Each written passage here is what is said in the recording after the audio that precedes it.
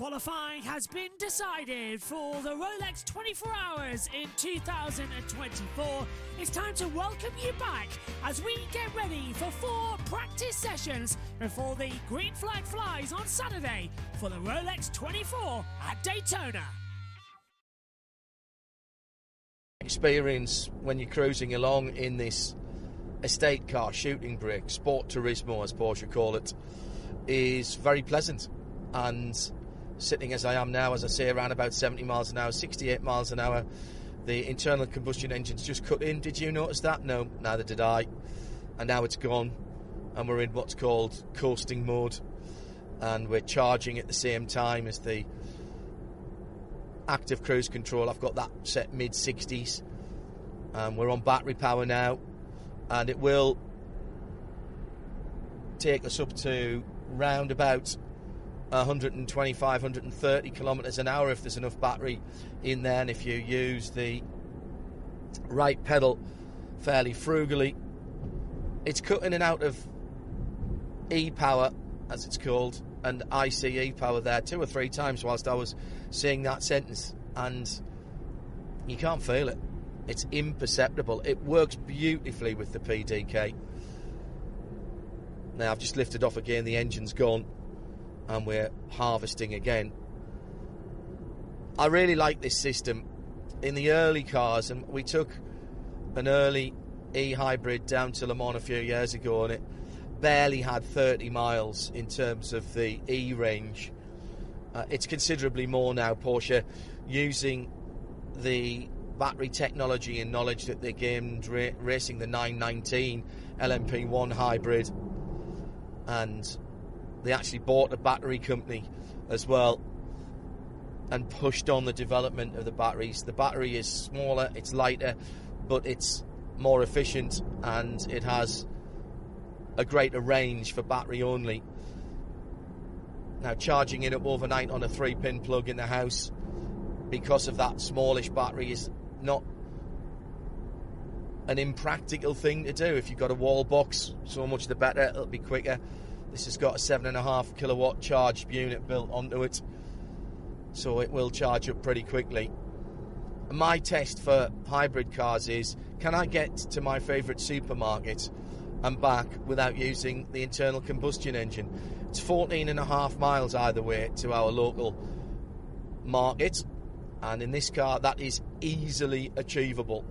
And I don't really feel like I've got to be driving as if Miss Daisy was sitting in the back either. So normal driving, if I set it on to e-drive only, then the internal combustion engine won't cut in until you have no battery power left, and you can do that return trip without using your electric power. And I suppose that's what this car and these types of cars are useful for. Doing those short trips during the week, dropping the kids off at school and football and ice skating and all the stuff that children do nowadays. They seem to have better social lives than we do, don't they? Or maybe going to the railway station and commuting into town. During the week, you might not have to fire up the internal combustion engine. But then if you want to do a run down to Le Mans, as this car has done, and we've done almost 1,500 miles in this car, then you don't have to worry about the miles. We were going in and out using some electric power, but it was a little more difficult to charge where we were staying, so we haven't been able to always charge the battery every day. Otherwise we could have easily got our running in and out of the track and round the track out of the electric power only. And yet in all that running, we've still managed late 30s mile to the gallon, 37.6 miles to the gallon for nearly 1,500 miles. And in a car which, when asked for, can have 460 horsepower, you know, that's not bad, particularly when it can seat 4 adults in comfort and all their luggage and or radio equipment. I think that a lot of people default to SUVs because they think that that is the only solution nowadays.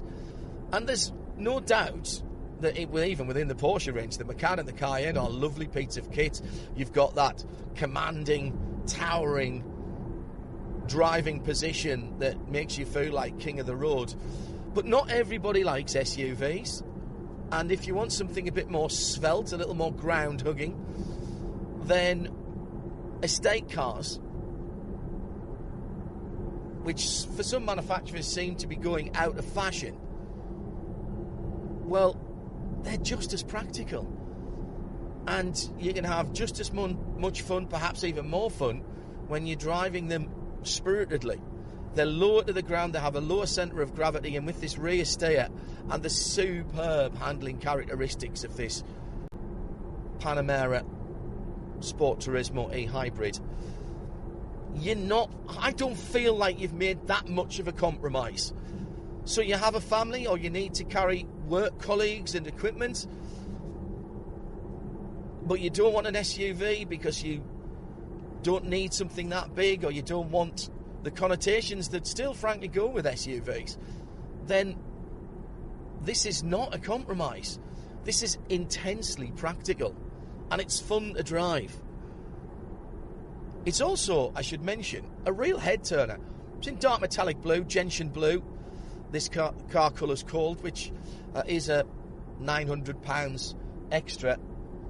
But considering that we were at Le Mans for the 24 hours, and there's every exotic sports car and hypercar there, I think this car drew as many, if not more, admiring glances than some of the rarefied manufacturers and even some of the Porsche sports cars that we were driving along with. And it's easy to understand why, because it's imposing in some respects. It looks purposeful, but there's also and this might sound like a contradiction in terms, but there's almost an understated brute in a suit kind of air that this car gives off. And that low to the ground, curvy shape, and particularly the rear haunches of this car with the estate car rear end rather than the more saloon car styling of the, let's not forget, the standard Panamera is a hatchback, but just the extended roof line here. And when I look out of the side mirrors, the door mirrors, I see a little bit of haunches, a little bit of wheel arch, a bit of hip on this car, and that's really certainly played off with these 21-inch silver rims. It is a good-looking car, and it does make people stop and turn around. So the 2022 Porsche Panamera delivers. It delivers practicality in terms of the load space and its carrying ability. It delivers in terms of comfort for long-distance driving. It's a Porsche, so the driving experience is always going to be impressive. And you've also got that round-town, short journey, only 50 miles worth of electric power, if that is something that would change your life. Now, if it isn't, then okay, just get the standard 3-litre car and don't worry about the hybrid. But if you do short journeys for most of your time, but still want to be able to take the family and all the gear on a transcontinental journey, then this could be the car for you. And it's still a Porsche, with everything that goes along with that. And it still makes me smile when I drive it, and it still makes me look back when I lock it and walk away. It has that presence. 2022 Panamera Sport Turismo e-hybrid. Still good, still versatile, still many cars in one. Starts at mid-80s, spec it up, spend a few more grand, but effectively you're getting many different personalities out of this car. Well done, Porsche.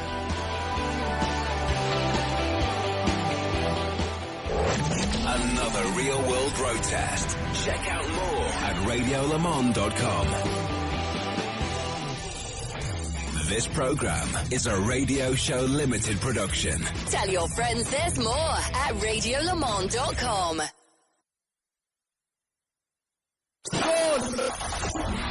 Live from trackside, this is IMSA Radio.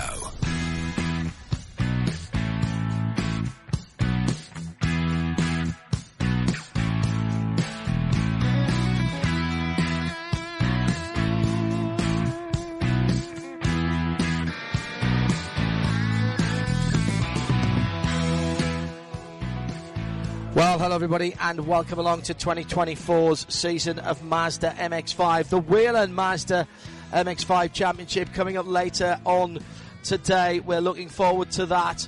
We'll be having a full qualifying session and the race. I'm just telling you this ahead of time because I know you want to put that in your diary. But right now, on the pit lane, we have the main show. The IMSA WeatherTech Sports Car Championship for their first free practice of the weekend. The 2024 WeatherTech Sports Car Championship getting underway live on IMSA Radio from Daytona.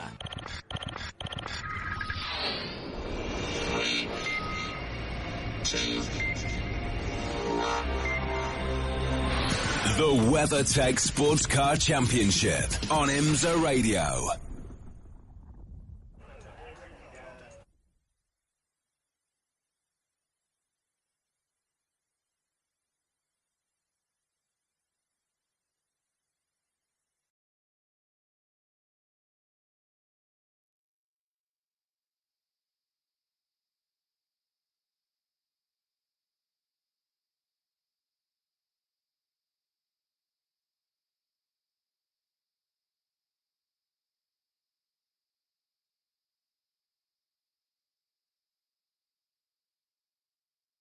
Daytona, and it is the WeatherTech Sports Car Championship.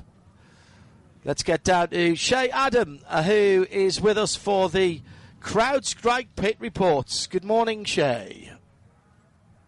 Good morning, John, and good morning to the Lexus fans out in the paddock because I found Frankie Montecalvo. And Frankie, the big story developing overnight was the BOP change for 10 of the 11 cars in the GT3 spec of IMSA Racing. Lexus, on pole, the only car that didn't get adjusted. This, to me, is a huge advantage to you guys because you know exactly what you've got. And what you've got is fast, isn't it? Yeah, I mean, the car's been great since we rolled off the truck. This is a car that the team has consistently known over the years, and we've just made it better and better. So to come in here for the 24-hour race and start on pole is great.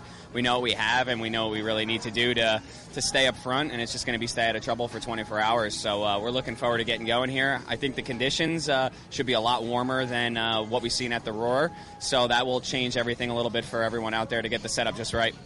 But last year, you guys won a very warm race at Watkins Glen, and in 2020, you won a very warm and wet race at Road America. So the Lexus kind of likes the warm conditions too, doesn't it?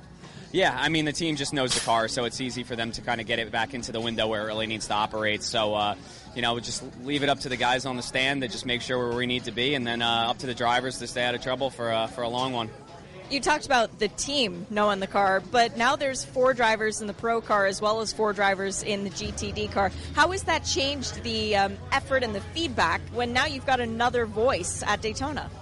We're pretty lucky that all the drivers seem to have exactly the same feedback, and being the GT Pro cars and the GTM cars are exactly the same, it really is great to hear that, so you could get the car dialed on both sides and really come together and make the car better. And finally, Vassar Sullivan with Championship now alongside the name from sports car racing. It was on the GTD Pro side. How do you and Parker Thompson work together this year to get it for GTD? We're just really looking forward to getting going with the season. I mean, Parker's been a great addition to the program. Putting it on pole as first qualifying is awesome to see, so it gets us really motivated to start the season. Good luck. Thank you. Peter Mackay is with me, John Hindhoff, in the Global Broadcast Centre and has all of the details of the BOP, which, as you heard here there, are Legion. Quick rattle through, Pete.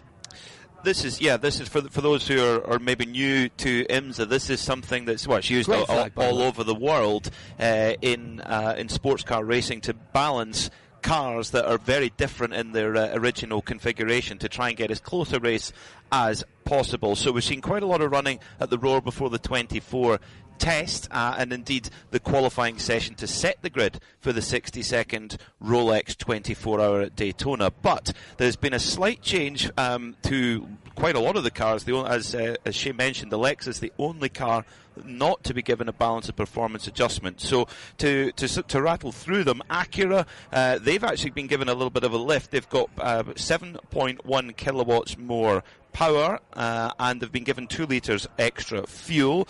The Aston Martin, the new Evo Aston Martin, it's very important to add, they've had 10 kilograms taken away and 1 litre of fuel capacity added, so a little boost for the Aston there. The BMW, the M4 GT3, at 9.1 kilowatts of power extra and 3 litres of fuel extra, so a little boost for the BMW. The Corvette have had an extra degree of wing angle added, so that will slow them down on the straight slightly, but they have been given 2 litres extra of fuel. The Ferrari is an interesting one because the Ferrari hadn't necessarily showed top pace on the timesheets, and yet they've been given 10 kilograms extra weight. They've had 4 kilowatts of power taken away and a degree of wing angle added, which again will slow them on the straight a little, and a litre of fuel taken away, so quite a lot of bringing back for the Ferrari. The new Ford, now this is a brand new car, so quite difficult for the balance of performance process.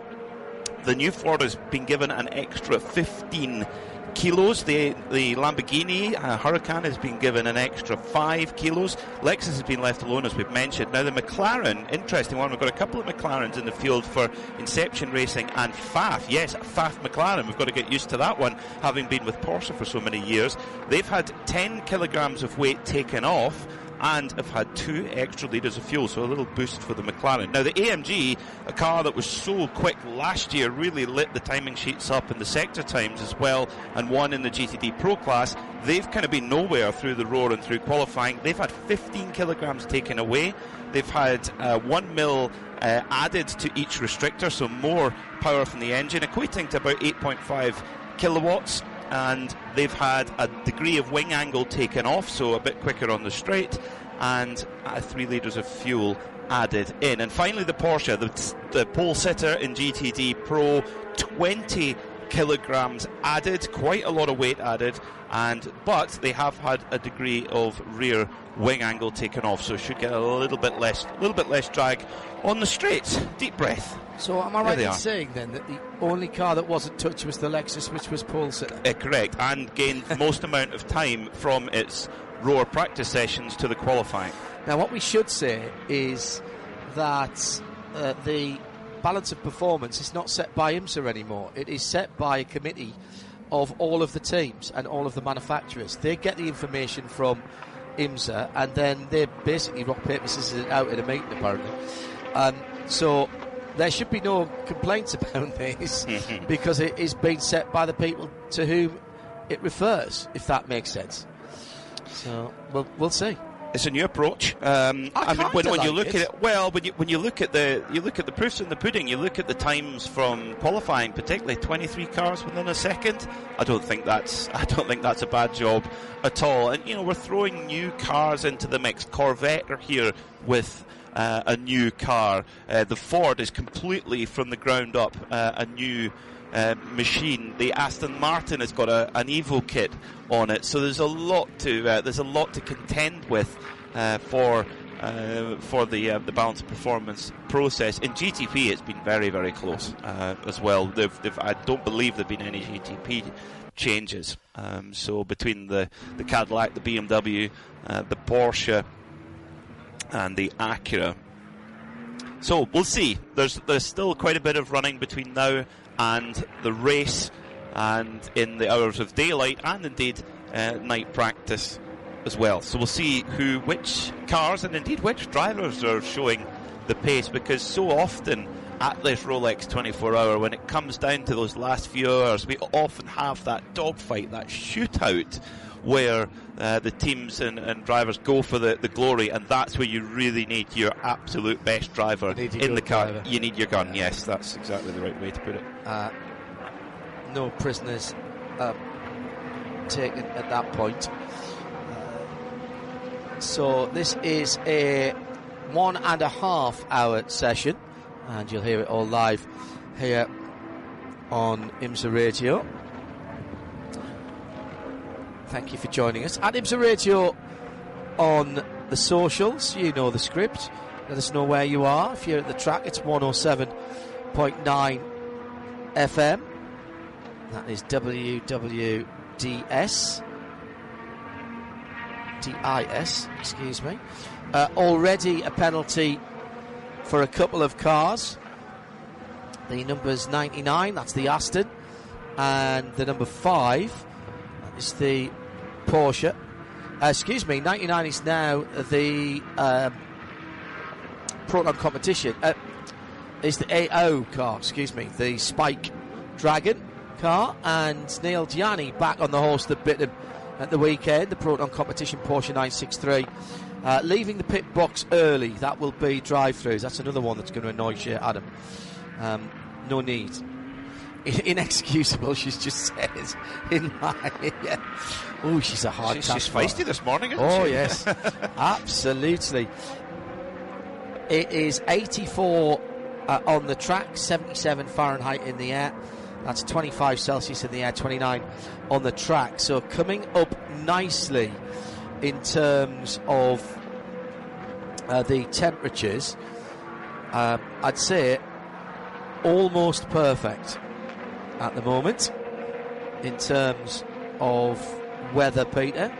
And early times, Richard Westbrook now for Porsche and JDC Miller Motorsports. Quickest from Felipe Fraga, the best of the P2s for Riley, then Tower Motorsport, then Jack Hawksworth for the Lexus. But this is very much early days as people are just feeling their way through the session.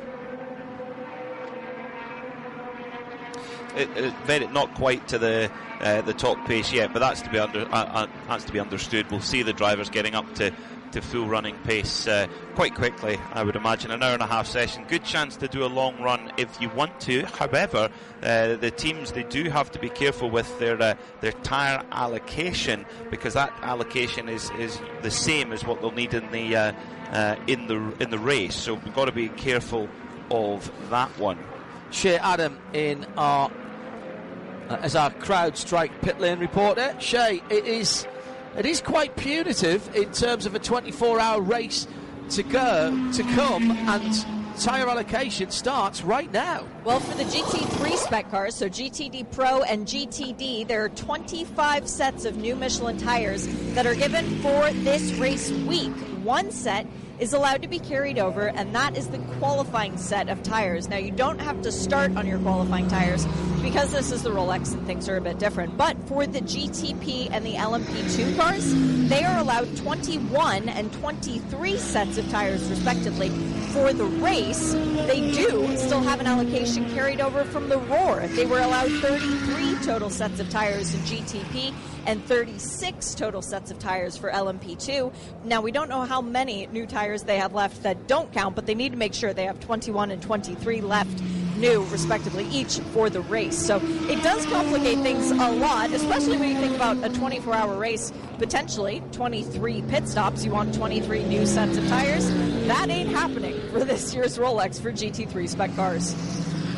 So the strategy, in effect, thank you, Shay, starts right now in terms of that, Peter. And this is all part of the show, and it's all part of IMSA trying to do their bit, and Michelin the same, developing tyres that are more robust and will deliver peak performance for as long as possible in the race. And that's something that they can then, of course, that's part of the messaging for transferring to the road technology as well. Certainly, Michelin tyre, what they're able to deliver on the road side from a durability and performance point of view is fantastic, and that of course comes through from motor racing. So yeah, I think it adds an element of strategy in of how you've got to be tactical and how you use those new tyres, and also preparing them for the race. This could be one of the warmest Rolex 24s we've had in several years. So, sticker tyres aren't going to be as much of a worry as they were 2 years ago when we had nearly freezing temperatures, but they are still a worry nonetheless. No tyre warmers, of course. So if you're on sticker tyres, you've got to be quite careful on those opening lap or two. It's Peter Mackay, along with me, John Hindhaugh, and Jeremy Shaw, who is in the booth. First opportunity to see these cars this week after the qualifying. Qualifying's all done and dusted.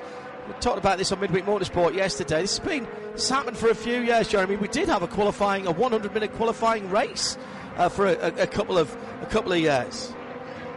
Yes, indeed. And from my perspective, I'm glad we're back to the tradition. Proper qualifying session, set the grid for the race, I think it's certainly fun to have qualifying before official practice. It's kind of weird, but look, it works well.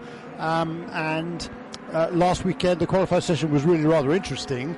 In fact, extremely interesting. Yes, it was. And it just set the tone for what should be a very, very exciting week. I mean, boy, the level of competition in all, well, just 3 classes this year, of course, because no LMP3s, but we do have 10 GTP cars. We've got more LMP2 cars than in the past, with 13 cars making the start here in the opening round of the season, so that's a big improvement from last year. Which I'm pleased to see. Yeah, I'll be absolutely honest. right. I think that's going to be a great class. It's going to be a tremendous class, isn't it? Absolutely. Look at the quality right. of the teams in there, Joe. Yeah, and drivers. It's immense. Absolutely. It's fabulous. Totally agree with you. And then we've got the 2 GTD classes. GTD Pro got 13 entries this year. I think we're going to have 10 or so for the full season. And in GTD, 23 entries. So a packed field, 59 cars, and it's going to be lots of fun. And as Peter McCall was just saying, we did a few balance of performance tweaks, actually a lot of tweaks, since the Raw test last weekend. Those were announced last night. There was a meeting of the IMSA technical working group on Tuesday. Basically, that's all the manufacturer representative getting together and thrashing out the balance of performance between them. It's not IMSA that makes the call these days. It's the technical working group, which is comprised of the manufacturers that are involved in the championship, which is a pretty novel approach. Different way of going about it. Different way of going about it. I mean, the manufacturers can't now go to IMSA and say, well, we need a better balance performance. They have to go to their rival manufacturer and say, this is not right. We need some help relative to everybody else, and they then have to thrash it all out amongst themselves. It's really a novel approach. That was the 8th meeting of the technical working group. The first one, I think, was right after Watkins Glen last summer, and they've had a bunch of meetings regularly since the end of the season at Petit Le Mans. So we'll see how it works out. Certainly, as Peter was saying a little while ago, it showed in the Raw before the 24 test last weekend that they are very closely matched in GT, and with all those tweaks now, it's kind of reset the field a little bit, and we'll see what shows up by the end of today. What's interesting to me as well, Jeremy, is in the GTP category, I know it wasn't perfect qualifying this time last year for those cars, but the whole field that qualified beat the qualifying lap record, which itself had been set just a few years ago by the Mazda and Ollie Jarvis, and that had been a very long-standing qualifying lap record before that, going way back into the mists of time. That tells you just how quickly these guys are getting on top of the performance, the complexity of these GTP race cars. The development has gone on a pace. I accept what Tim was saying yesterday, that it wasn't perfect conditions last year, but even so, for the whole field to beat the lap record, that is something pretty special. Well, it is, and you talked about that record going back a long time. The fastest time ever for a prototype around here was actually set at the Raw test in 2019 by Oliver Jarvis. Yeah, they won 33.3. The pole position he also claimed that same year with the Mazda was a 133.6. So that was the official lap record around here for qualifying. But as you say, last year the best of the GTP times was a 134.0. So 3.5 tenths down on the best ever time that was set by Oliver Jarvis. But all much quicker than that this year. Before Ollie Jarvis broke that, Jeremy, that was PJ Jones's All-American races. What was that, 20 odd years before that? Yeah, 92 was the fastest race lap. That was set by Masahiro Sami. That was actually the fastest time around here. I think that was in the race, actually, 92. The 138.495. What are the detuned P2s are going faster than that now, I think, aren't they? It's incredible, isn't it? Significant class. No. The pole time for P2 was a 1:38.5. Yeah, which was fractionally outside the time set by Masahiro Hosseini in the Nissan R91 CP. It was PJ that was on the pole there with a 39.3, but fastest lap in the race was quicker, at 1:38.4. Hello to Scott Bowman, who is tuned in to Tarek. A reminder, it's not just the WeatherTech this weekend. We've just had Pilot Challenge. We've got Mazda, the Whelen MX-5 Championship. Here's how it stands then. Dries Van Toor quickest for BMW last time around in a 1:36.8. 8.28 from Richard Westbrook, getting up to speed in that number 85 JDC Miller Porsche 963. Then Neil Janney for Proton. That's the car that was crashed in the final practice session on Sunday. So that car did not qualify. Neil was behind the wheel of the car coming up to the kink, and Sebastian Bourdais on an outlap. And Neil, I don't know whether he didn't see him or whether he wasn't expecting it to be going so slowly, but as I said, Bourdais was on an out lap, and we know there's no tyre warmers here, and Neil looped the car to the inside, took the nose off the car. It did not reappear for qualifying somewhat almost an hour later. In LMP2, CrowdStrike Racing by APR being Algarve Pro Racing, had a quick chat with Stuart and Sam Cox this morning at breakfast. Right up for this. They are right up for this weekend. Looking forward to the challenge. They are best of the best in P2 at the moment. In GTD Pro, Jack Hawksworth for Vassar Sullivan, Lexus number 14, leads by half a second from Davide Rigon for Risi Competizione in the 296 Ferrari. That's the number 62. The 023 is next up. That's important. Alessio Rivera for Triazzi in their 296 Ferrari, ahead of the third place GTD Pro 23 for Heart of Racing team and Ross Gunn back with them. Then it's Antonio Faroglu for Cetilar Racing in the 47. That's the blue Ferrari 296. Conquest and Alberto Costa Balboa in the 34 Ferrari is next up. That's third in GTT. Then the best of the Corvettes is the customer car, Matthew Bell for AWA in the number 13. Then it's Kai Cozzolino for AF Courses Ferrari, number 21. Mick Grenier is 6th in GTT, 9th of all of the GT cars for Courthoff Preston Motorsport and the AMG Mercedes. And then it is Mike Rockenfeller for Ford Multimatics, the best of the Mustangs, number 64 next up. That is your top 10 in GT, a mix of GTD and GTD Pro. Worth making the point again that the GTD and GTD Pro cars, Jeremy, are identical, only the drivers are different. Yeah, that's right. In GTD Pro, you don't have to be a pro driver, but in GTD, you can be a pro driver. It's a bit complicated, but you can basically enter whichever class you like. But the main differences are the minimum drive time when it comes down to the race. In GTD Pro, I think 2 hours is a minimum drive time. Somewhere. That's right. Yeah.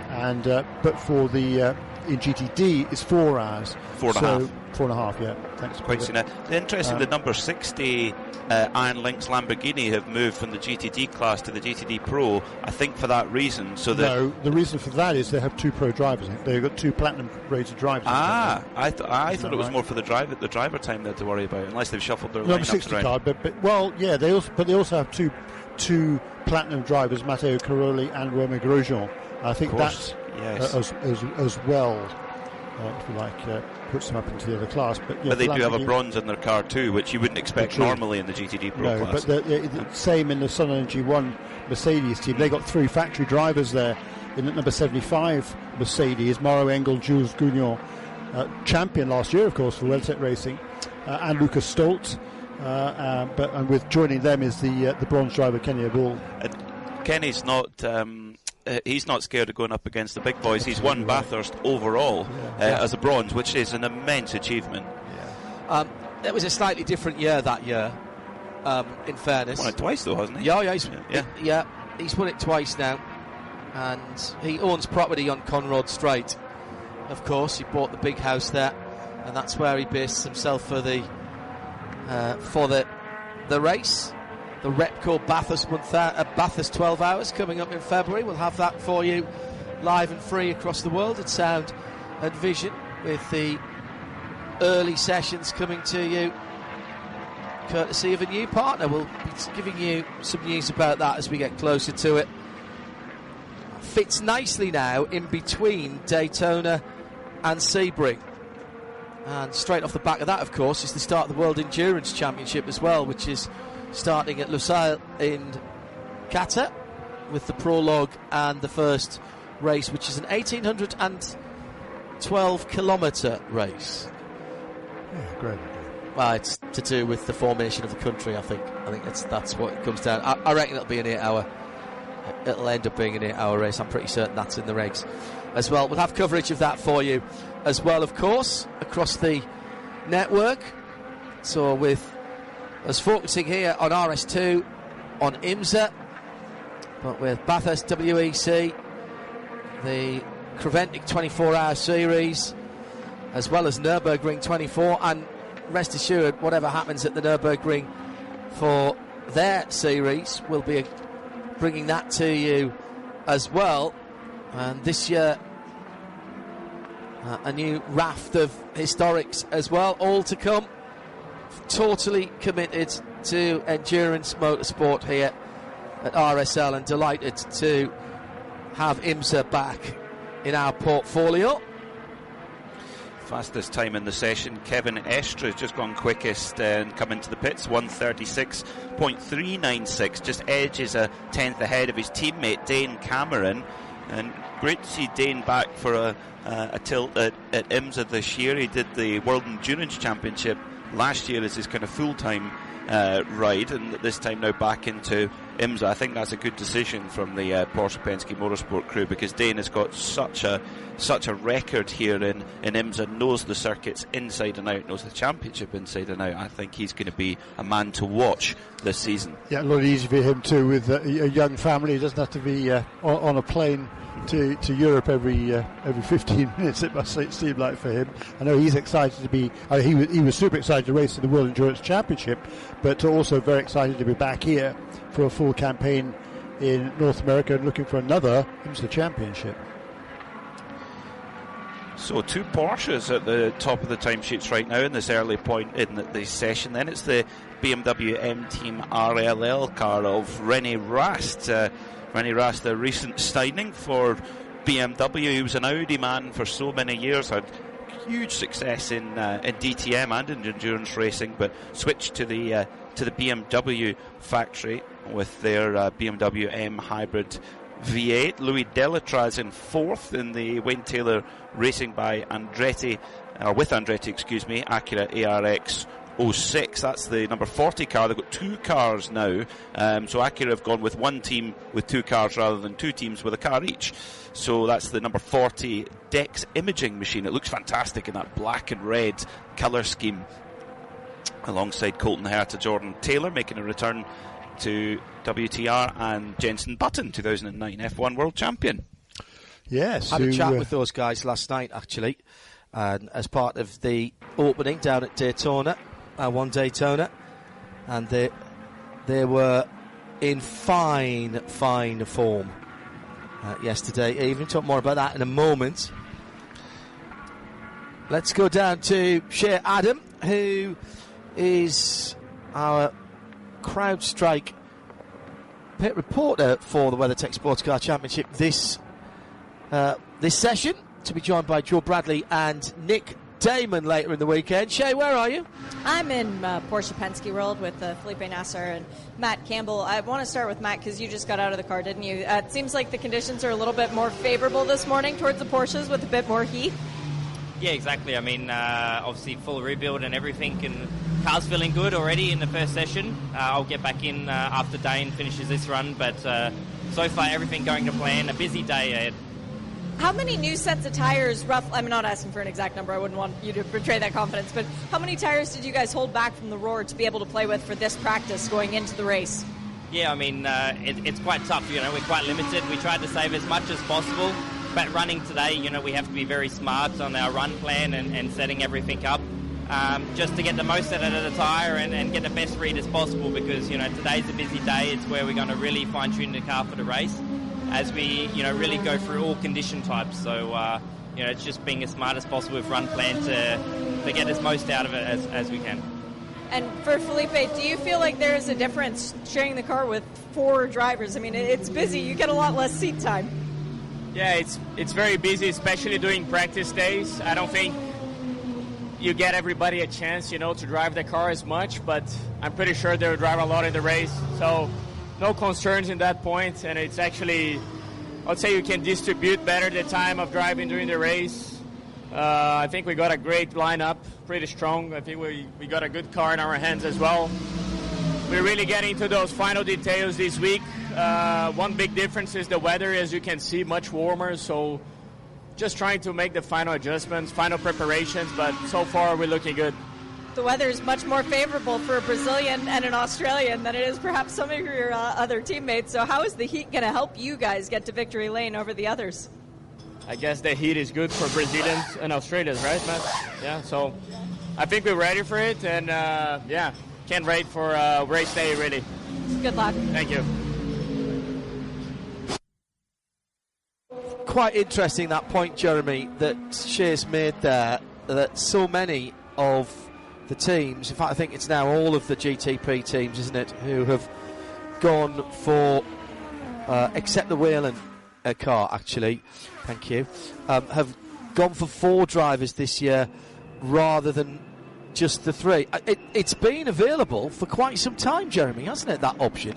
Indeed so, and but for the last several years the vast majority go for 3 drivers rather than 4. The reason for that was not bringing somebody into the car just for this race who doesn't have an awful lot of experience in the cars.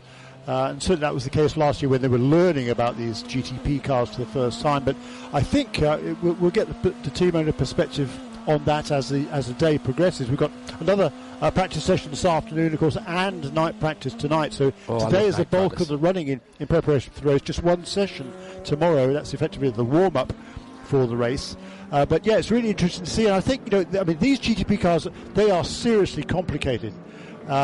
From every aspect, including as a driver. There's a lot going on behind the steering wheel, and I think it's just keeping the drivers slightly fresher by having 4 drivers rather than 3 and spreading the load around, because at least by now, with a year on these cars, the teams and the drivers are more familiar with them than they were 1 year ago.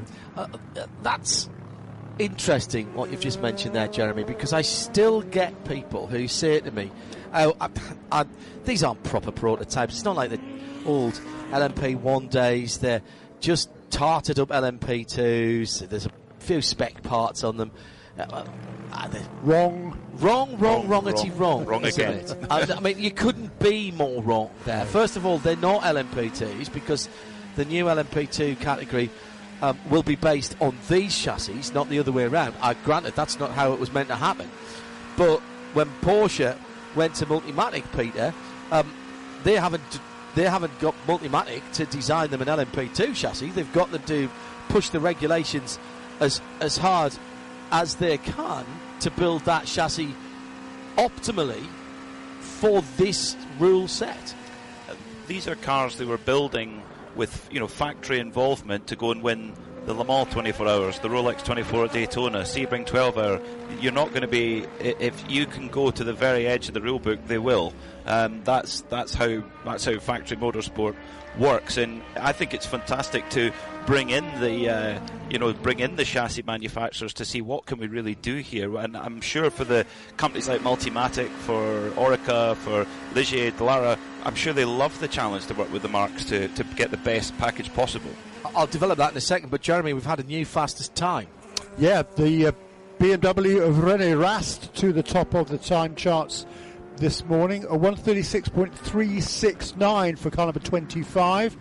That's the car he will be sharing with the same pair from last year in Conor De Filippi and Nick Yellerly. And incidentally, this is the first, I think it's the second time in Conor De Filippi's career that he's had the same co-driver 1 year to the next.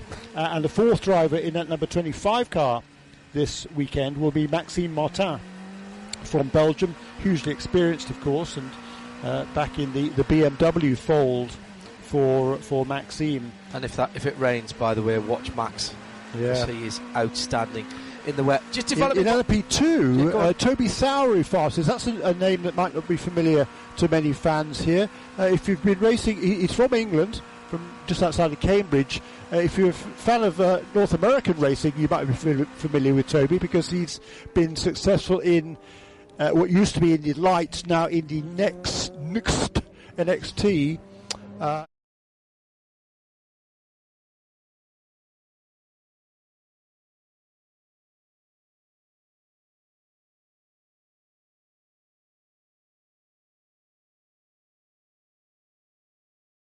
Driving these cars and looking forward to what will be his first sports car race. And he's still got his FIA silver grade. I lie, he did one British GT race. Yes, he did, a couple of years ago. Yeah. And we'll let you off, Jeremy. I just want to develop that thought about the complexity of GTP cars. Because, yes, of course, the motor and the hybrid battery unit, in fact, the battery bundle, the hybrid bundle, if you will, that is spec from WAE. But what is fascinating and tantalisingly exciting for me is, Peter, that the software that controls all that is completely open. So you want to get ahead in motor racing now? Take a programming course. Because, yeah, bump and rebound and oily bits and uppy-downy bits, fine. But ones and zeros is where it's all at the moment with these cars. And even within manufacturers, I'm led to believe, Porsche customers don't have to use the software that they've been given by Porsche. Not necessarily, as far as I understand. I think they are at the moment. I suppose in the early days that makes sense because, as we've talked about, they're such complex cars, and you've got to take that development on. You listen to some messages coming out of the HRC and the Acura camp. That's been the area that they've really been developing too. Is the software side to really get the best out of the car, the way that they deliver the power, also the efficiency. It can work for everything. Everything that the car does all goes through that kind of electronic area. So you're spot on. But that's, of course, where it's amazing seeing the different approaches by each manufacturer. How you've got some where they have effectively works cars and that's it, and others that work with both. They have works cars and have customer cars.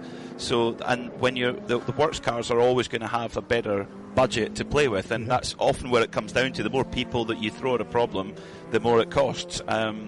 So that's something that we'll see how that plays out as this GTP era evolves. I mean, right now we are just spoiled. It's absolutely spoiled rotten. We were last year in the very first race of the GTP category, and we've continued to be. Yeah, it's incredible. I spoke to a few people last weekend, and it's what's amazing to me is the difference in expectations, I guess, going into the race. 1 year ago, the thinking was, oh, crikey, these GTP cars, they're going to be falling by the wayside right from the checkered flag. It's more than likely that a P2 car is going to win. Yes, exactly. And it turned out to be absolutely opposite to that. The GTP cars were remarkably reliable, and it was really only one sort of failure, and pretty much all of them finished except for the one. It was great. But now, with a whole full year of proper development on these cars, there's a lot more knowledge that they have at their disposal going into the race. Shea Adam with a CrowdStrike pit report and Jules Goudon. Well, if there's anyone who knows what it takes to win this race, Jules Goudon, you were part of the team that did it a year ago in a Mercedes. You now have the same BOP that you had a year ago, different tires. Does this Sun Energy 1 Mercedes feel like a winning Mercedes now? Well, like you said, it's very difficult to win here. Last year we got lucky. We had everything that went our way. And this year I expect a very close fight. From the roar, the changes that has been made, I don't want to comment on them, but I think IMSA did a pretty good job to put everyone much tighter. At least that's what I saw today on track. For us, we are obviously same as last year, more or less, but other brand got improved from last year, so Lexus looks very strong. I think the McLaren will be strong in our class, the Lamborghini will be very strong, the Ferrari. I think everyone is in the game, and that's very nice, because what we want is all a fair fight, and I think we all have a chance now to try to go for it and to get a watch. But there is so much more to take into consideration than only the BOP to win this race, and it's for sure a part of it, but the rest will be depending on the team, drivers and strategy. And it's better when you win, when you have to beat everyone, as opposed to when it's an easier win. And not saying that it was last year, but saying that's how everybody wants to go out and race. Well, last year obviously we didn't even win overall. We were behind the GTD car, so that's what we want actually, to win overall. That will be a good thing, but to be already in the fight in the last 6 hours, that's our target, and then we will see what everyone has got in their hand and which car they have. But at the moment we're gonna have to also dial the car much more in, because the temperature has completely changed compared to the roar, and with a much warmer track time the car feels completely different. So we have a bit of work to do on the setup and see what we can get. You've had a lot of success sharing Sun Energy One Mercedes with Kenny over the years. How good is it to be reunited with your buddy here?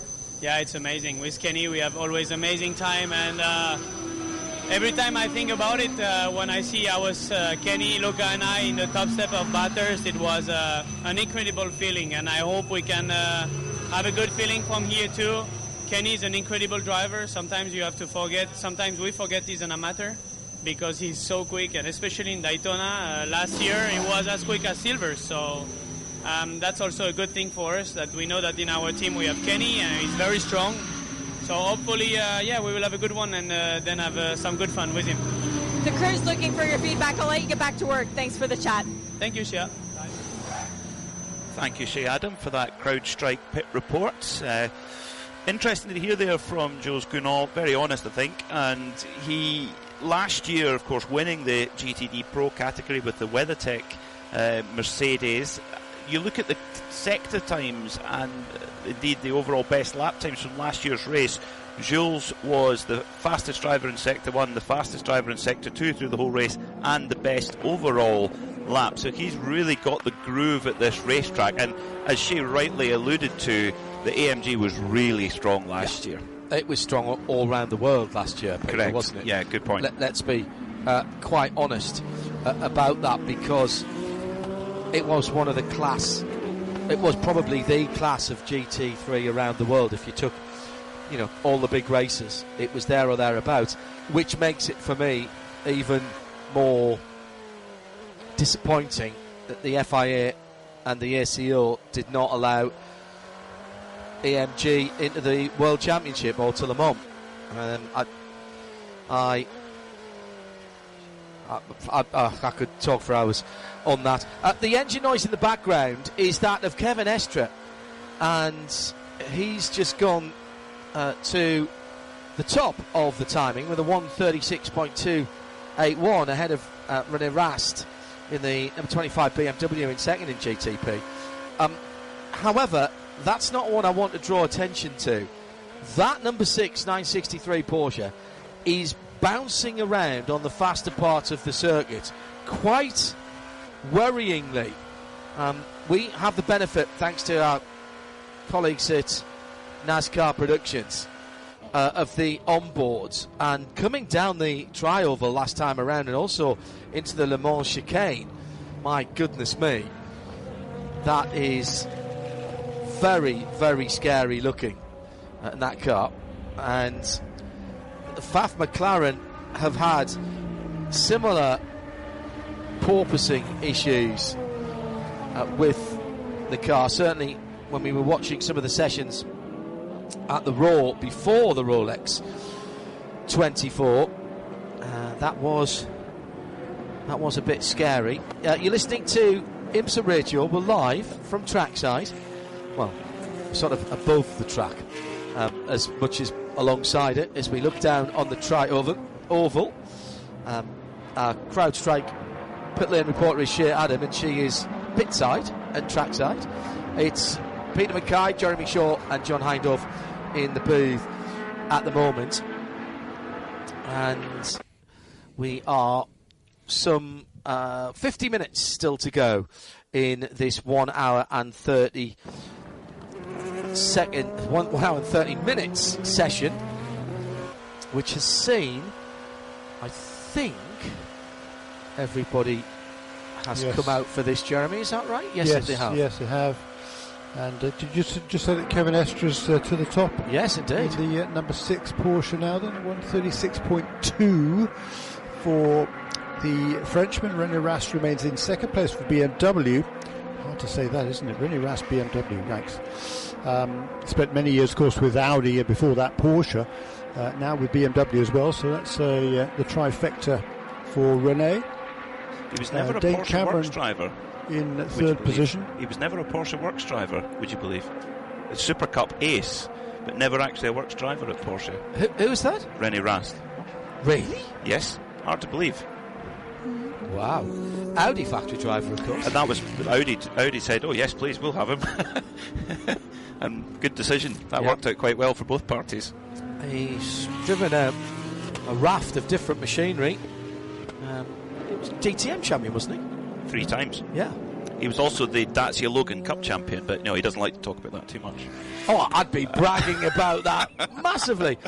I remember I think it was his first championship. I was at the last round of the DTM that year to call a race from trackside in the TT Cup cars, which had all of the Audi legends in them. Well, that wasn't carnage, of course. Frank Stippler won the race.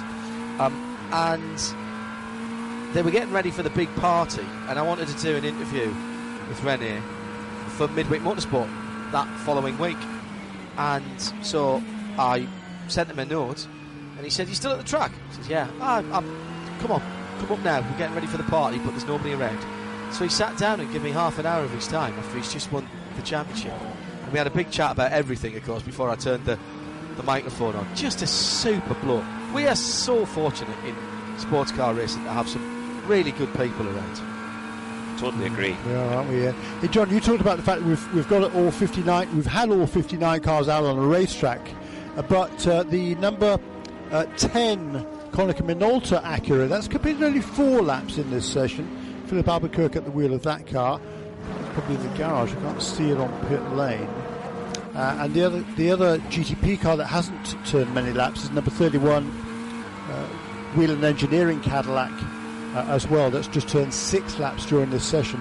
And we heard who was telling us earlier on about you have to be manage the tyres during this session. They have a limited number of tyres they can use during the practice sessions. And I wonder whether it's that or whether there is any sort of an issue with either of those 2 cars, number 10 and 31. Well, Shea has news on another car that is in the pit lane in this CrowdStrike pit report. Shea? Looks like the 85, which is the JDC Miller Motorsport Porsche 963, has a broken driver's side door latch because Richard Westbrook came into the pit lane with the door wide open, and I guarantee that wasn't because he wanted a little bit of fresh air. Now the crew is actually trying to figure out how to get his seat back in place because, of course, it being the driver's side door, they can't tape it shut. That would be a big no-no from IMSA safety. Good point, Shea. Thank you. Shea is already striding purposefully down to WTR with Andretti to see if she can find out what's going on there. Leaders in class, Kevin Estra for the 6 Porsche. It's the 04 in LMP2, which leads the way for Colin Brown. That's the CrowdStrike Racing by Algarve Pro Racing. In GTD, Catherine Legg and Gradient Racing back to the top. They got a little performance break. They'd been quick anyway. Catherine and Sheena were great value last night at one Daytona. Although it could be the end of a lovely friendship, as Sheena brought the news that Catherine's bought herself a motorcycle, which her mum and dad didn't know, and Derek was standing out there. That was a hilarious moment. same bike that Jenson Button had at one stage as well, as we found out later on. And in GTD Pro, Jack Hawksworth for Vassar Sullivan in the Lexus. Car nipping back behind the wall, Shea Adam. 3 Corvette. They were waiting for it to come to its pit box, and instead it made the hard left turn back to the garage. Good thing that's where I'm walking anyway. Yes, there may be a few people to have a look at there as we continue with 44 minutes still to go in this opening session, so just over the half distance, Jeremy. And what I'm seeing here is a lot of teams playing themselves in race week. No worry if you are just joining us on IMSA Radio here. No worry about finding a setup for a banzai qualifying lap here. This is all about getting the car balanced up in different conditions for the race. Yeah, and set up for a banzai lap at the end of the race. Well, yes, very good point. which won't be 1:30 on Sunday. The car needs this is what we're styling the car in for 1 o'clock to 1:40 on Sunday. Absolutely. So we're not looking for outright qualifying pace, but we are looking for a good, consistent race pace here. And your time management is going to be a factor. All of the teams here, particularly the prototypes, will have to be double stinting tyres during this race, and for the GTPs that is a big factor because the drop off from one stint to the next is quite substantial. So time management and when you do your double stinting is going to be pretty sort of interesting. I mean, bottom line is they're all going to get their double stinting done as early as they can. Without losing too much time, so that for the final probably 6 hours of the race at least, it'll be pretty much fresh tyres at every stop. And our CrowdStrike pit lane reporters will have to keep an eye on that. Although all the information is held by IMSA and Michelin because of the RFID chip, it doesn't come out of that, not like the WEC where we can see how long each of the tyres have been on the track. I'm going to keep campaigning for us to get that information and for that to be on a screen somewhere. We have news about the Wayne Taylor Racing with Andretti Motorsport Acura, the number 10. That is not in the pit lane. Shea Adam, you're back in the garages. It's up on the high stands, and there are a lot of bottles that are labeled Brembo nearby, and a lot of brakes being bled at the front of the car. It's up on the high stands, like I said. There's a little bit of urgency, but not a great deal. This car did get a good deal of running during the roar before the 24, so they feel like they kind of know what they've got, especially the team that finished second in this race last year with this car and second in the championship, although it is a lot heavier than it was when it ran at the Rolex last year. But yeah, they've got some Loctite out. They're screwing things back in the front. Might get out by the end. How long is left in the session, John?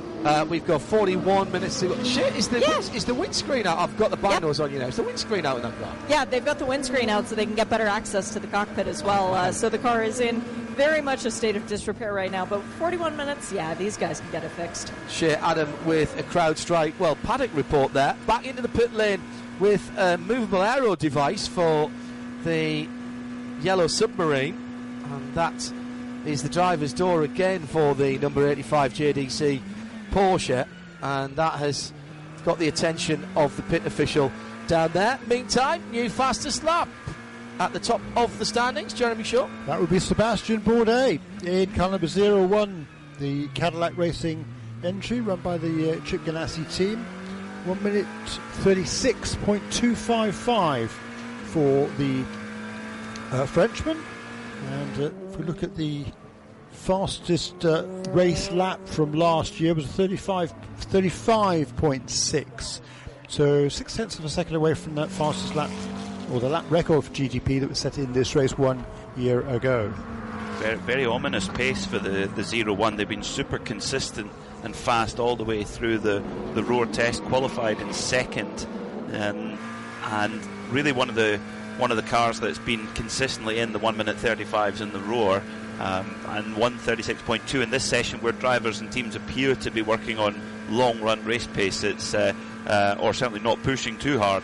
That's very ominous. You look at the track temperature as well, bearing in mind it's just 5 to 11 in the morning local time here at Daytona International Speedway. We've already got a 39 degrees Celsius track temperature, and 90 Fahrenheit. So track temperature. Yes. I'm seeing 32 and 70. Oh no, hang on. No, I'll go back. Screen's frozen. Stand by, caller. I've had that too. I'm being honest. So, but there's quite bright sunlight here at Daytona International Speedway this morning, so the track is heating up quite quickly. So that's obviously going to wear the tyres more, and the teams, I'm sure, will be conscious of that, of not actually using their allocation too much and really making sure they go into the race with the best tyre package they can have. We saw this, didn't we? And we've seen it over the last few years, that when the sun is out, even if air temperature isn't hot, the energy, the solar energy that goes into the racing surface here does heat it up. However, a cloud goes across the sun for even a couple of minutes, and we're going to get one of those in a wee while, then the temperature, I wouldn't say it plunges, but you will lose several degrees of track temperature. Hello to all of you tuned in. Good to have your company. Aston Martin Racing tuned in. Simon Strang listening in. We'll have some video for you later on today when we have our first wheel and Mazda MX-5 Cup race. We've got qualifying for that coming. And then, of course, we've got more Michelin Pilot Challenge with their 4-hour race tomorrow. All the archive coming up on IMSARadio.com, and you'll also see Shears Road to Daytona as well. What a GTP race we're set in for. Chetelaar just across the grass on the entry to the Le Mans back chicane. Scenic route. Yes, but no harm, no foul. That blue Ferrari, I've always thought looks very elegant indeed. Chetelaar machine, it's gorgeous. They've really enjoyed their time in IMSA. They come back for the Michelin Endurance Cup every year. The Chetelaar team, they used to run the 488 before taking delivery of the latest 296. But you look at the times in GTP right now, you've got all 5 manufacturers in the top 5 right now. All 4 in the top 5. You've got 2 Porsches in there, and they're covered by 0.4 of a second. Yeah, I mean, we've got 9 of the cars covered by just under 0.9, and the top 7 within half a second. I mean, it's going to be tight. They've done a really good job, I think, of balancing the performances. Very different cars with completely different powertrains, and the cars look different as well, don't they? So yeah, this is fun. It's going to be it's wide open at the moment. Very exciting, very exciting. This is just practice 1. This is for practice 1 in LMP2. It's the CrowdStrike car that leads the way. The 04 George Kurtz now at the wheel there. Colin Brown put in a 139.4. Toby Sowery, actually. I think it was Colin who put the 139.4, or was it Sowery? Excuse me. Colin had done 3 purple sectors and then came straight into the pits. So you're right. Excuse me, Jeremy. So then Nico Pino at the wheel of the number 2 LMP2. That's United Autosports. United Autosports here with 2 cars in LMP2. Brilliant to see. Yes, and their technical director Jakob Andreasen, who spent quite a few years at McLaren. He was race engineer for Lewis Hamilton when Lewis started his career. And Jakob's a really, really good guy. What a character. Jakob. Yes. Yeah, brilliant. Not here this weekend. He was here for the Raw, and he looks after all the programs for McLaren. So this week he's gone back to Europe, and they're starting testing with the McLaren GT3 cars, getting ready for their WEC campaign. Yeah, the WEC. I was introduced to Jakob at the back end of the last year's WEC season when I went to Bahrain, and as luck would have it, we all ended up in the same lounge. Very lovely 5-star lounge at Bahrain. That new airport is fantastic, by the way. Just running long there for the CrowdStrike car, but that is for the TDS car, but that car is running quite nicely. Yeah, had a long chat about all kinds of motorsport. To use one of your very good sayings, he is a proper student of the sport. Yeah. He could talk to you about pretty much any 4-wheeled motorsport. He does like a bit of bikes as well. He's a top guy, and he's got so many great stories.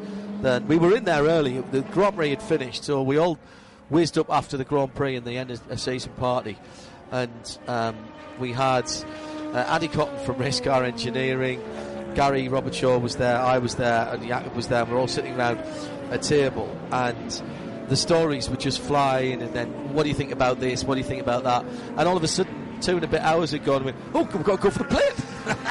You know his stepfather is John Bright, who used to run the Coca-Cola Porsche. Yes. Over here he ran Brian Redmond's Lola, with which he won the first ever IMSA GTP championship. What was that, 81, 82? John did, and one of the real characters in this sport. So Jakob knows his racing. Of course, an early claim to fame for Jakob was in 1991. He was a gopher for the second year of the TBSA scholarship. Was he really? We ran Brian Herter that year, and John Bright was part of the group running the car, and Jakob was there as just a helper, along with a college buddy of his, Andrew Cumbers, who now is working at Alpine F1. I was going to say, two gophers did pretty well for themselves. So not only looking after the drivers, Jeremy, but bringing the next generations of engineers and team management through at Team USA. Excellent stuff. No change in GT, excuse me. It's still the number 66 Gradient Racing Acura that leads the way. That time set by Catherine Legg earlier on. She's sharing that car full season, of course, as per last year with Sheena Monk. Slightly different colours on the car this year. Well, same colours on the car this year, just a slightly different order. It's last year it's more green and less white. This year it's more white and less green. Yeah, it's the away strip, isn't it? It's sort of the away strip. It's the island away strip rather than the island home strip. Yeah. I always remember that great quote from brilliant Jack Charlton from my neck of the woods when he was managing the Republic and they were playing Northern Ireland, and somebody said, who's going to change their colours? And Big Jack said, there's no nonsense Northumberland accent. Don't say why anybody has to. We wear green and white, and they wear white and green. Brilliant. Nice. Tatiana Calderon during that pair for this weekend, and then the token male is Stephen McAleer, who's driving that car at the moment. Another little off for the TDS yellow and black car. Michael Jensen, that's unusual. Yes. Just losing the front end coming through the Le Mans chicane on the exit, where there is still grass and dirt. Now I am watching a yellow Corvette going out of the pit lane, and that, I think, Adam, is the number 3. It is. Which you reported from our CrowdStrikes pit lane report earlier had gone behind the wall. What was the problem? Well, they were looking... Which you reported from our CrowdStrikes pit lane report earlier had gone behind the wall. What was the problem? Well, they were looking in the engine compartment, and the other day they actually had to pull everything out. They wanted to make sure that there wasn't anything going afoul. Remember, this is a new car, the GT3 Corvette, so they took their time during the roar to check both of the cars. Apparently, the driver had reported some similar feelings, so they took the car back to the garage, taking no risks with this car whatsoever. And now Antonio Garcia back out behind the wheel of the number 3, so everything is good. And if the Corvette engineers tell you it's good, I tend to trust them. Yeah, that's a reasonable assumption, as we are now down to just on half an hour, 31 minutes to go in what is perfect weather conditions here at Daytona. If you're just joining us, what have we got? 16 o'clock back in the UK, 17 o'clock in Europe on a Thursday afternoon. Bit of sneaky listening in from work before you head off home. Oh, you want me to be quiet so the boss doesn't hear? Okay, that seems reasonable. Friday afternoon racing tomorrow with the BMW M Endurance, 4 hours for Michelin Pilot Cup. We'll have that. If you're outside of the US, happy days. You've got that in sound and vision, and that will be worth tuning in for as ever. One of the 2 Enduros. The second being a program headlining event as we go back to Mid-Ohio Sports Car Course. Looking forward to that. That will also be the first round of the new Mustang Challenge as well, which I'm looking forward to having my sternum rattled as a field of 20 odd of those head round the circuit. Spot on half an hour to go, Jeremy. Yeah, I've got 228 drivers in the Rolex 24 at Daytona this weekend, because Ben Keating is driving 2 different cars, as is his want. Yes. He's driving the number 2 United Autosports LMP2 car in his traditional wins colours, but also sharing the number 85 JDC Motorsports GTP entry as well, Porsche. So he's going to be a busy guy this weekend. And one of the drivers who's at the wheel of number 8 Tower Motorsports LMP2 car at the moment is a name I might not get a chance to mention during a race, because it'll take most of the race to say his name. And my apologies in advance for messing up his name right now, but that would be Ferdinand Zvonimir Maria Baltus Keith Michael Otto Antel Barnum Leonard von Habsburg Lothringen, who is driving the number 8 car at the moment, better known as Ferdy Habsburg. Yeah, just Ferdy. Yeah. He likes Ferdy, and so do we. There's another character as well. Spent a lot of time talking to him down the last few years, and what a fabulous driver he has turned into. Aristocratic family, of course, from Austria, and I mean, there's so much racing in that family's blood. You know, his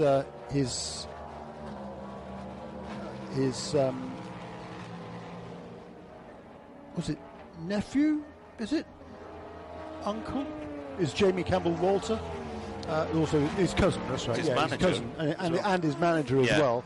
And Ferdy's sister is married to Joan D'Ambrosio as well. So there's no shortage of racing heritage there. JCW could tell you. We should get him up in the booth overnight, so he could tell you a few stories about his GT1 World Championship days with the Lister Storm. Yeah, Ferdy, of course, signed as an Alpine factory driver for their upcoming hypercar program, which I think is a huge endorsement of his, as you said, John, his hard work that he's done. Jeremy often talks about the single-seater ladder and raises his eyebrows once in a while when he feels people have moved up without, quote-unquote, doing their apprenticeship. Yeah. Well, Ferdy's done his apprenticeship, and he's proved himself, and it would be easy to just say, European aristocracy, here we go. However, he has proved himself at every single point of that, every step of the ladder, if you will, to continue the analogy. And to be recognised as he has, he's worked his way into a factory drive. And all power, more power to his elbow. He's done it the right way, Jeremy, for my money. Yeah, and for his, absolutely right. Yeah, as you say, came up through the open wheel ranks. He was third in the Euro Formula 3 Championship in 2016, so a while ago now. But yeah, you're absolutely right. I mean, he's a very, very well qualified driver, and it's a great opportunity for him to join that program. And he loves driving here at Daytona as well. This is his 4th start in the 24 hours. His best finish was a 5th overall, a 3rd in class. So he'd been on the podium here before, and he wants to get onto that top step this weekend. At IMSA Radio, if you want to get in touch, Jerry Z has. He's here in Florida. He says, looks like the weather's cooperating. I'm going to try and get up there tonight for night practice. But with a bit of work still to get through today, that might have to be early tomorrow morning. Jerry, we'll have qualifying for you tonight. Practice. Night practice for you this evening, and bring you some of the atmosphere from what is going on out on the track. Currently circulating the AWA Corvette coming out of the Western Horseshoe in that very distinctive colourway with the red and white stripe down the middle on that metallic green car. Looks absolutely stunning. Yes, please, for the slot car on that one when it comes out. And that car at the moment circulating, as most seem to be. We've had a couple of little niggles, and we've still got the JDC Miller Porsche, the bright yellow number 85 in the pit. In fact, as I say that, it has dropped off its jacks and rolls out, and I think that was a driver change here, wasn't it? Yes, it was. It is now Phil Hansen aboard that car, and I'm waiting for Richard Westbrook to finish his debrief with Timon Vanderhelm before I can jump over and ask him just why he chose to open the door. No, I know he didn't choose to open the door at 200 miles an hour. Nah, he's just waving to his fans, of which there are many. Phil Hansen, there's another driver who's worked his way through in a very sensible way. Also out on the circuit at the moment is the movie car. This is the 120, which is the Wright Motorsports 911 GT3R. Elliot Skier listed as behind that, but I thought we saw Jan Helen get into that car, but neither of their names are on the car of that car. This is on their fire suits. We've got P-Long, and I saw that on the header rail, and one of the drivers is of course going to be Sonny Hayes this weekend. That's not a comment on the weather. This is the new motor racing foam that Lewis Hamilton, Brad Pitt, among others, Jerry Bruckheimer, among others, all involved with. It essentially is looking at Formula One. However, there is a part of the storyline, like the start of the story is in the IMSA GT and endurance ranks with the Sonny Hayes character. Extensive amount of filming around Formula One last year, which apparently now they're not going to use all of that. And they'll re-film the Formula One this year with the new cars for 2024 and the new liveries for 2024. The GTB field is now only covered by 0.64 of a second, the entire field. Remarkable. And Romain Dumas has just gone in for a few laps of the Mustang sampling Proton competition. Porsche. Romain is a real racer. If he's not in a car going quick, he's not alive. He's just got back. Pikes Peak overall champion. He's still the record holder there. Yeah. He's just returned from nearly a month in Saudi Arabia competing in the Dakar Rally, where he set overall top 5 times in a privately entered car, which against the works teams is incredibly impressive. He also set the world record for the highest altitude climbed in a motor car in a 911. Dakar. In a 911. Dakar-ish. Dakar-ish. Yeah, that's good. Maybe that's have that on the back. Dakar-ish. Dakar-ish. You've got 911 GTS, Dakar-ish. But running on fully synthetic fuel in Chile, where they did the record attempt successfully. So this is the third generation of Porsche prototype, fully developed at Porsche anyway, prototype. He had driven some Daytona prototypes with a Porsche engine, but he had the RS Spider. He was fully involved from start to finish in that program. The 919 hybrid likewise, and Porsche 963, this is his first outing in that new edition. Yeah, amazing. I mean, he's made 9 previous starts here in the Rolex 24 as Romain Dumas, but last time he was here was 2018. Yeah. Amazing, that's long ago. Yeah. He was doing other things, wasn't he? He started with on Pikes Peak in a Norma chassis of his own, because he likes a bit of hill climbing, and that then sort of morphed into the VW IDR. Well, the Norma, he borrowed the wheels from the RS Spider from Roger Penske. This is the sort of contacts that Romain's got on his phone, and his next door neighbour is Julien Ingrassia, a 9-time World Rally Champion co-driver. Yeah, it's a fast street. Yeah, I'm not the fastest driver in the world. I'm just the fastest driver in my seat. Still having problems for the number 11 TDS LMP 2 car. Still Michael Jensen who's shown at the wheel of that car, John. He's pushing. I'll give him his due. He's not been intimidated by the slightly vague handling of the front of that car through the Le Mans chicane. Augusto Farfus just had a quick off there as well. Dries Vanthoor did earlier too. So there's clearly, it doesn't look hugely windy outside, mind you. No, it is behind the drivers as they come under 2 miles an hour is what it says. Should be a problem officially. Dries Vanthoor not too long ago moved up into the 4th position overall in the second of the BMW. Still René Rast in 3rd at car number 25. Dries Vanthoor set the time that it's 4th, but that's the car driven now by Augusto Farfus, car number 24. Yeah, and just a quick note, the Heart of Racing have just got the 27 Heart of Racing penalty drive-through for working on the car outside of the pit lane. I realised I say that it has no bearing other than they've got to come down, but just to let you know that Race Control are setting out their stall very, very early indeed.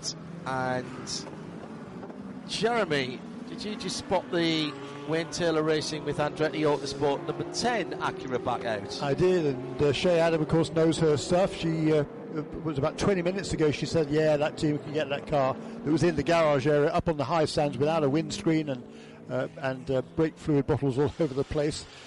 Out before the end of session. Well, yes, comfortably so, because we've still got over 19 minutes remaining. Philip Albuquerque is at the wheel of the number 10 car, and he's competed I think he's done 4 laps before, so he's done another 3 laps. Just going to be his 8th lap overall. Has improved to 137.432, so moves ahead of the quickest of the LMP2 cars. 10th position overall then for car number 10. I'm sure it's no doubt about it, more time to come from that car as well. A couple of driver changes. Scott Dixon's just taken out the Cadillac 01, that's with the gold front. Connor De Filippi has taken out the number 25 BMW, which is listed in 3rd position. Gustav Farfus, we've mentioned his teammate already out there. Kevin Estre in the pit lane for Porsche Penske Motorsports. Who's just gone quicker? I saw a green time there. Oh, there it is. Philippe Albuquerque, Wayne Taylor Racing with Andretti Autosports. That's the 10th place car, and that was a 137.432. He's just gone through again on a 497, so that wasn't a flash in the pan. The 10 car field, then 1 second between them, but if you take that number 10 car out, which has been off the track a little bit, just 0.6 of a second between Scott Dixon and Romain Dumas in the Cadillac and the Porsche respectively. Into the pit lane for Lamborghini number 19, and that looks fairly standard. As the Iron Lynx car comes in. One of the Iron Lynx cars, Lamborghinis, yeah, that's the car. It's quite a lineup. Jordan Pepper, Romain Grosjean, Andrea Caldarelli and Frank Pereira. Yeah, they've kicked the ball, as some might say. Yeah, there's GT Pro, of course, that car. Weak link, not seeing one there. We'll see the new SC63, of course, next time out. Be the debut for that car here in IMSA, as it prepares for the rest of the season. That's the new GTP car. Rather hoping we were going to see it here, but just got a little bit behind schedule, and rather than bring the car out without it being 100% ready, they thought it best to leave it till the bumps of Sebring, give it a good shakedown, literally. And Romain Grosjean and Andrea Caldarelli, they'll be in the Michelin Endurance Cup races in that Lamborghini alongside Matteo Cairoli, who is a Porsche works driver for several years, really made his name in Porsches, and it was a really late starter actually to racing, but got into it straight away and just picked it up very quickly, and he was very, very proud to be a Porsche driver, and likewise very, very proud, as an Italian, to sign for an Italian factory Lamborghini. It's a great opportunity for Matteo to step into a prototype for the first time. Here comes the team car sitting in behind it. The 19 is the bright lime green car. The 60 is the highlighter yellow car. Both have the gloss black roof and inlay panel at the front. So now they do look like you've just got this for your Christmas present. This is the Lamborghini GT3 Skill Electric set with the green car and the yellow car.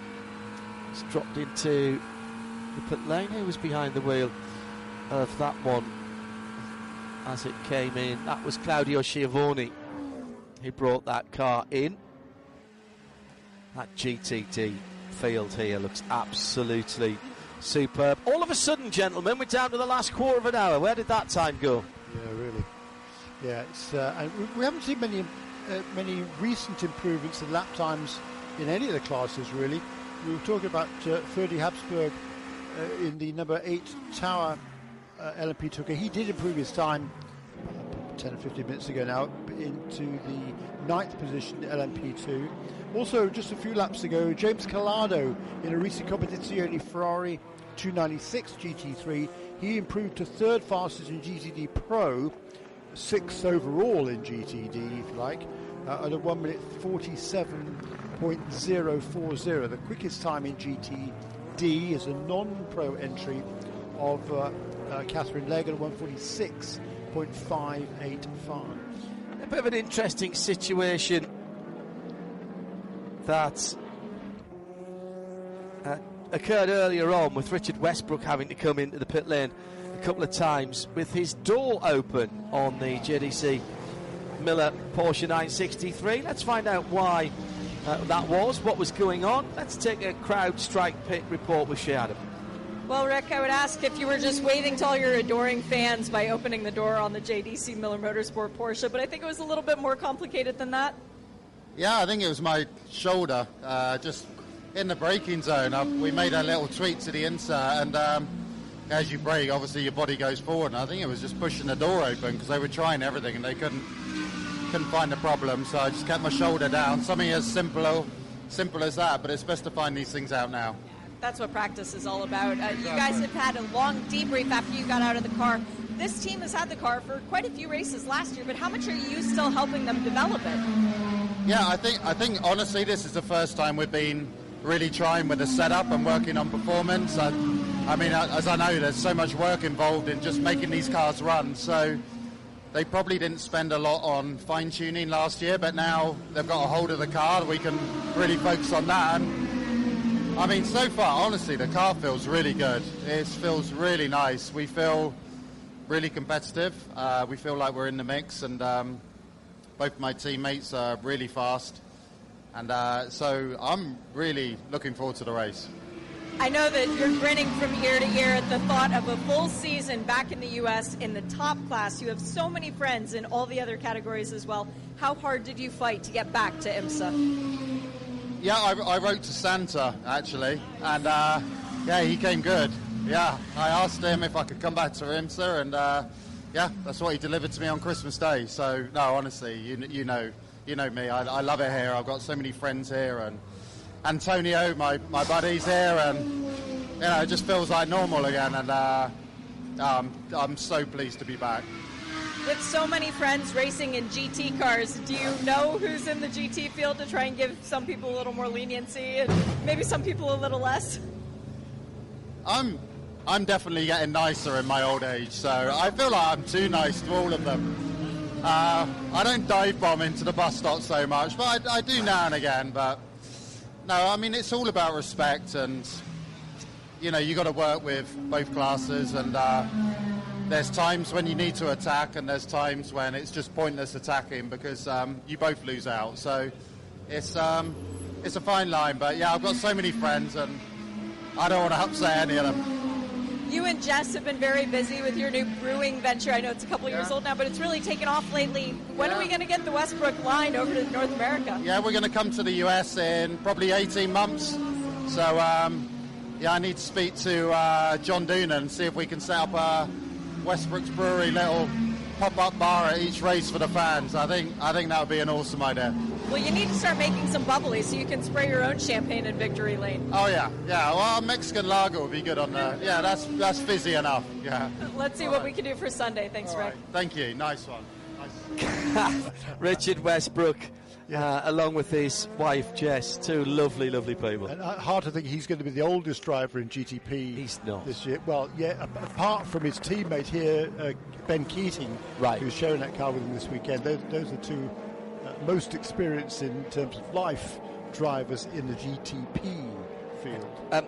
He's done this he and Jeff have done this motorsport sort of themed brewing, which includes a Lime Rock IPA, a Paratalda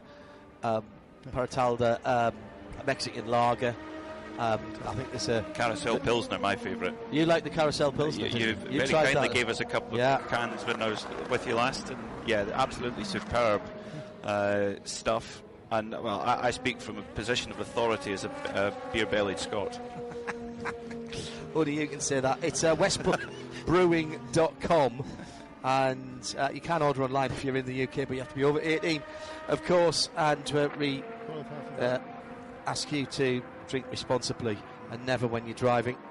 Bit of a battle going on all of a sudden with Euro Interpol competition and United Autosports having a bit of a crack at the Le Mans chicane last time around. We saw a pickup truck this morning, a black Ford pickup truck coming in this morning with a whole new nose cone for Indy. I presume he was part of the team, or hopefully he was, or he had just nicked it and was driving out with it. He was driving in or out? It was driving in, but could have been going to a campsite. Well, if we see someone take cooking barbecue out of it later, we know we know where it's come from. Fantastic. It's amazing how the racing community can get together when there's a part that needs to be brought over, or a helmet, or there's all sorts of things that have made their way over for drivers. Tim Gray up in London, who's our executive producer, has suggested that Westy could perhaps offer a solution to that door popping home, and it needs a ring pull on it rather than the normal. He's on it this morning. Oh, right, he is. Right, he is. At IMSA Radio, if you'd like to get in touch, 8.5 to go. It is Scott Dixon in the fastest car at the moment. Time put in by his teammate, 1:36.255 against a 2:81 for the Porsche Penske Motorsport. Yes, that's right, 0.026 of a second between the Cadillac and the best of the Porsche Penske Motorsport 963s. It's the number 6 in second. Then two BMW M Hybrid V8s. Fully a tenth of a second away from the top. 088 and 005. I mean, just tremendous stuff. The top four cars under, well, let's call it a tenth of a second. It is a tenth of a second between the top four.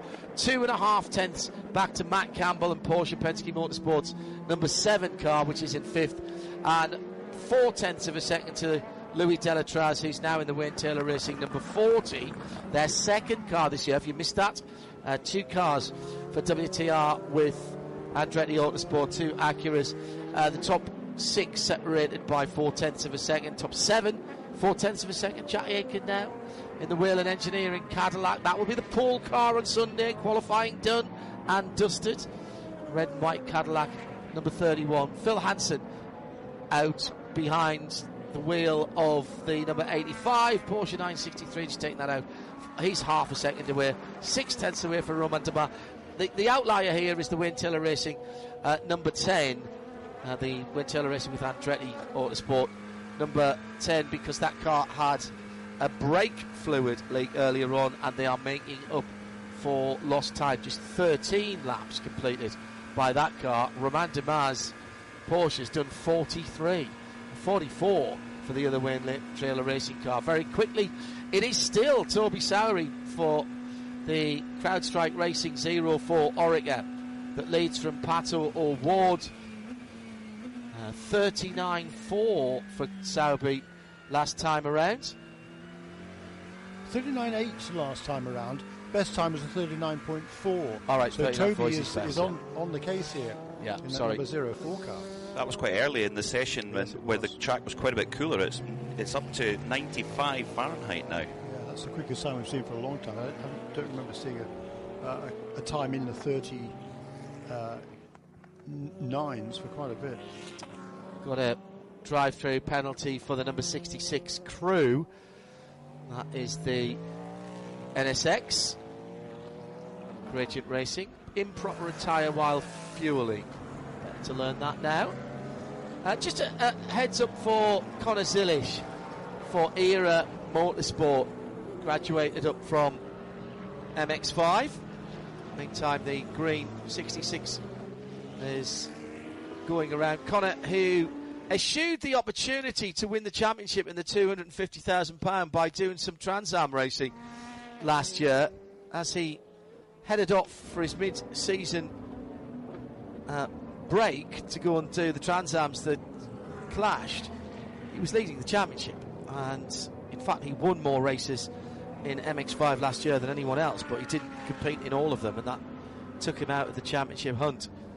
But he is developing his career, that young man, and he is the youngest driver in the field, Jeremy has just mentioned. Let's go to our CrowdStrike pit reporter, Shea Adam, for some penalty news. Normally, when it's an improperly attired crew member, it has to do with someone not wearing fireproof socks or not wearing their fireproof underwear, taking their own safety into risk when they're going over the wall. What's happening right now is there are team members who are not attired at all, who are standing on the wall, sitting on the wall, wearing shorts perhaps, not supposed to be near the hot pits, who are indeed taking, well, let's just say liberties with the pit wall. So that's what those penalties are being called for right now. We're setting the precedent during practice so that people don't think they can get comfy during the race when we are in more danger. That makes perfect sense. Quite a few cars in the pit lane as we're inside the last 4 minutes. What have we learned, Jeremy? We've learned that the GTP field's very close together, haven't we? For sure. Yeah, we've learned all the fields are pretty close together. Not really a lot, I don't think, today, other than the fact that most of the cars run reliably, which is good to see. A couple of little niggles here and there, but I don't think any major problems. The least number of laps completed by any of the cars, I think, is 14, which is another of the Andretti team cars. This is number 43 in GTD. That was last year. The Andretti team ran a Aston Martin with no luck at all. Changed to a Porsche for this year, number 40, and changed the number as well to 43. That's the Andretti Motorsports as opposed to Andretti Global. Yeah, that's Jarrett Andretti, along with his regular co-driver Gary Chavez, and then joining him Thomas Preining from Austria, who's been part of the Porsche program for years and years and years, and Scott Hargrove from Canada, from BC, in British Columbia in Canada, making his return to the sport after quite a long time out. A former front runner and champion in the open wheel ranks, and also in the Canadian front runner in the Canadian GT3 Porsche series as well, back in the late teens, between 2014 and 2017. Scott Dixon starting to rev it up.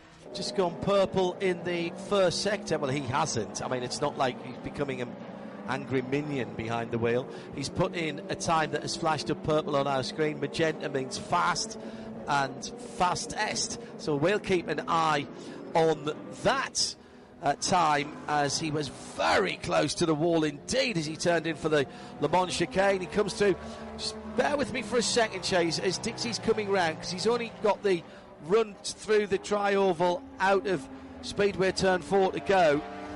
He tucks down to within half a car's width of the yellow line. He's got a little bit of traffic, but it might give him a wee bit of a draft coming through towards the end of the pit lane now. And there's a car that's stopped on the pit lane apron. That looks like one of the Works Corvettes.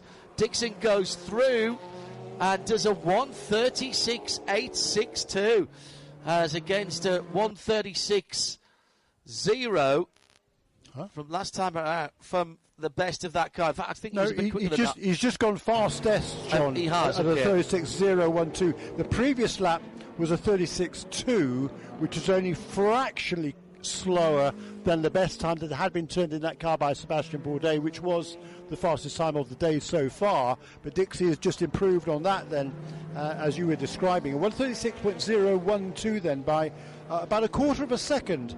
The number 01 car goes fastest inside the final minute. Picking his way through traffic. Let's go down to Shea Adam, who is at Algar Pro Racing, the CrowdStrike team. Yeah, with George Kurtz, because George, you've got to be happier. Yeah, it's a little bit warm out. More people are uncomfortable, but your car, P1, at the end of the first official practice session, how do you keep it there through the rest of the week?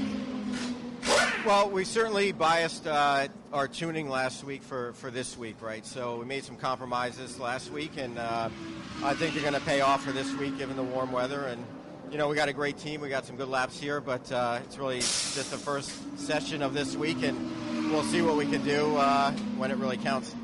How does the tire restrictions affect you guys in LMP2? Because in essence, you've got more sets to play with than anyone else in the field. Well, we always, I don't think you'll talk to a driver that says they have enough tires. So we're just going to be judicious, use them when we can, and I think it's really a matter of focusing on getting the car right for the race, for the long stints, and being smart about the tire allocation. I'll get a few new tires just to get some good runs in, and the rest of the guys, they're all pros and know what they need to do. Good luck keeping it up front. Yeah, thanks so much. Adam with the CrowdStrike pit report. Jeremy? Improvement also there for Connor De Filippi right at the end, a 136.139 for number 25 BMW up into second position. Jack Aitken also improves number 31 Whelan Cadillac. He's up to sixth fastest, 136.6. Checkered flag is out. And who's improving? Showing Clement Novalak looked like he went a bit quicker last time around. The FAF McLaren showing has stopped at Speedway turn 4.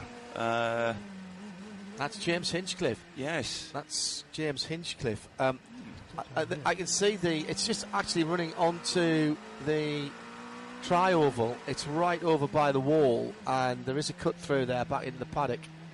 The door is open, and we've got the EMR safety team there. The Cayenne sitting behind the McLaren with the left-hand side door open on the Macca, and it's a Chevy safety truck ahead of it. So James seems to have pulled that car down there rather than it having had a whoopsie. He's talking to the guys. He's fine. Door is being closed, and can he restart the car? That is the question. Or is he going to get a flat toe? Do you think he's run out of fuel? Might have done. It's something that the teams tend to do. He's seeing if he can get it restarted at the moment. Very distinctive colour scheme for the FAF McLaren. And that is a new car and a new programme for FAF.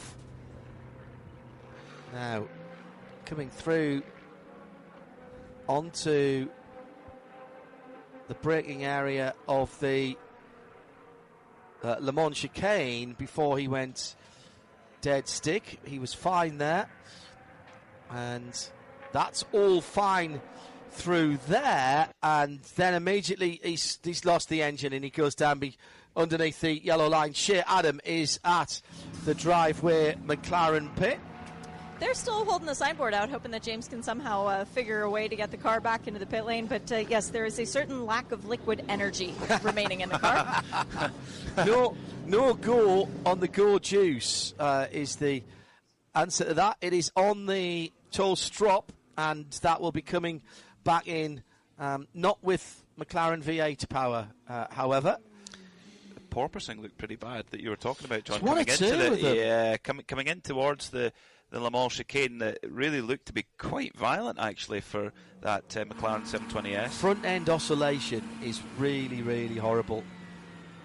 The team car, the number 70, just comes by in the pit lane. Checkered flag is out, by the way, so we did finish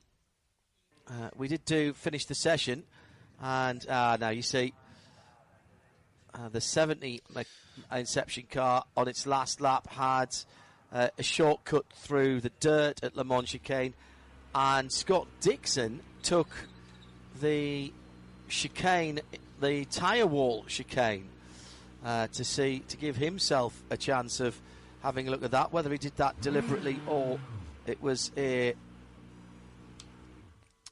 function of what was going on. Quickly then, before we wrap up, we've got a very busy day today. Scott Dixon with the fastest time towards the end of that session, a 136.012 for the number 1, the 01 Cadillac. Fully a tenth and a quarter ahead of Connor De Filippi's BMW number 25 in second. It's the 6 Porsche from Porsche Penske Motorsport in third. That's 2 tenths away from the leading time. This is just free practice, remember. We've already set the grid.